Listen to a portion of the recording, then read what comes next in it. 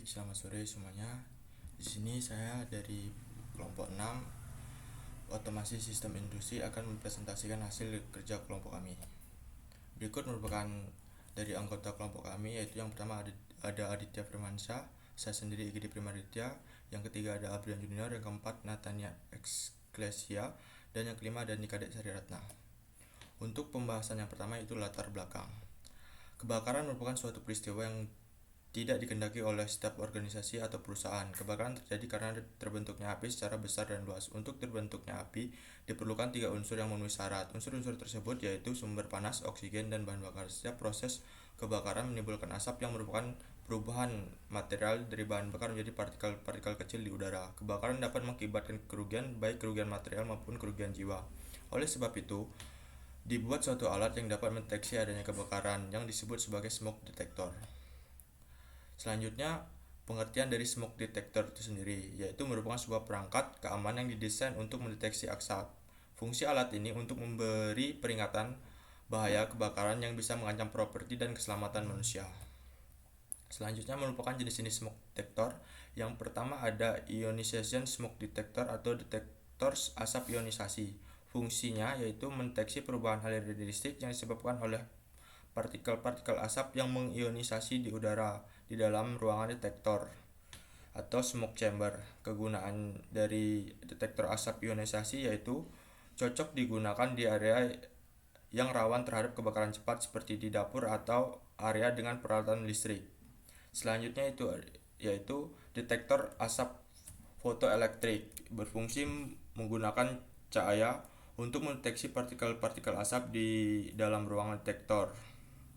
Kegunaan dari detektor asap sendiri yaitu lebih efektif dalam mendeteksi kebakaran dengan asap yang lebih tebal seperti yang dihasilkan oleh material terbakar perlahan. Jenis yang ketiga yaitu detektor asap dua sensor. Fungsinya yaitu kombinasi dari teknologi ionisasi dan fotoelektrik untuk meningkatkan kemampuan mendeteksi berbagai jenis kebakaran. Kegunaannya cocok untuk area yang membutuhkan deteksi asap yang komprehensif. Jenis yang keempat yaitu detektor asap sinar berkepanjangan. Fungsinya itu menggunakan sinar inframerah yang dikirimkan melintasi ruangan dan diterima oleh pemancar. Kegunaan beam smoke detector cocok untuk memproteksi area luas yang sulit dijangkau oleh detektor konvensional seperti gudang, bandara, dan area industri. Pembahasan selanjutnya yaitu komponen dari sensor asap. Komponen yang pertama yaitu sensor asap sendiri, merupakan sebuah perangkat yang secara khusus dirancang untuk mendeteksi asap yang memiliki komponen kimia mudah terbakar seperti karbon dioksida CO2 dan karbon monoksida CO. Contoh sensor asap yang biasa digunakan yaitu sensor MQ2 memiliki kemampuan untuk mendeteksi lebih dari 1 zat kimia. Sensor MQ2 juga dapat difokuskan secara khusus untuk mendeteksi adanya asap. Komponen yang kedua yaitu microcontroller. Microcontroller merupakan pusat kontrol yang sangat penting karena tidak hanya melakukan deteksi fisik melalui sensor tetapi juga mengolah dan mentransmisikan data melalui koneksi Wi-Fi. Microcontroller berperan sebagai perangkat keras yang mengintegrasikan sensor, modul Wi-Fi dan sekaligus menjadi otak dari sistem deteksi yang dikonfigurasikan sesuai kebutuhan. Contoh dari microcontroller yaitu Wemos D1 board. Komponen yang ketiga yaitu power source. Sumber daya listrik menjadi elemen kritis dalam mendukung operasional alat deteksi asap yang digunakan. Listrik diperlukan sebagai energi yang memasok daya ke berbagai komponen dan komponen sensor asap. Kehandalan dan keberlanjutan pasokan listrik menjadi kunci dalam menjaga kinerja optimal alat deteksi sensor asap. Komponen yang keempat yaitu buzzer alarm. Buzzer alarm berperan sebagai alarm suara yang memberikan peringatan secara auditif. Modul buzzer dilengkapi dengan komponen piezo buzzer yang terhubung ke output digital pada microcontroller. Ketika sinyal output digital berada pada tingkat tinggi, buzzer akan menghasilkan suara atau nada tertentu sebagai indikasi bahwa deteksi asap telah berhasil dilakukan. Komponen yang kelima yaitu light emitting diode atau LED. Merupakan suatu perangkat semikonduktor yang memiliki kemampuan untuk menghasilkan cahaya ketika diberikan tegangan listrik dalam konteks rancangan alat deteksi. Fungsi LED tidak hanya sebagai sumber cahaya, melainkan juga sebagai indikator visual yang memberikan informasi secara langsung kepada pengguna. Pembahasan selanjutnya itu prinsip kerja dari smoke detector. adalah dengan mendeteksi keberadaan asap di sekitar smoke detector lalu memberikan respon dengan mengaktifkan bunyi alarm. Adapun prinsip kerja smoke detector yaitu yang pertama, mendeteksi partikel asap. Perangkat smoke detector mempunyai komponen yang rentan terhadap partikel asap. Yang kedua, mengaktifkan bunyi alarm. Pada smoke detector mendeteksi partikel asap yang telah mencapai batas yang ditentukan, maka alarm akan diaktifkan dengan bunyi yang keras dan berulang. Yang ketiga, mengaktifkan indikator. Sensor detektor dapat juga dihubungkan dengan sistem alarm yang lebih kompleks. Ketika alarm aktif, akan terdeteksi pada kontrol panel dan pada indikator peringatan yang aktif. Pembahasan selanjutnya itu merupakan kelebihan dari smoke detector. Smoke detector memiliki beberapa kelebihan baik dari pengguna maupun industri yang menggunakannya. Beberapa kelebihan tersebut diantaranya, yang pertama, mencegah kebakaran meluas.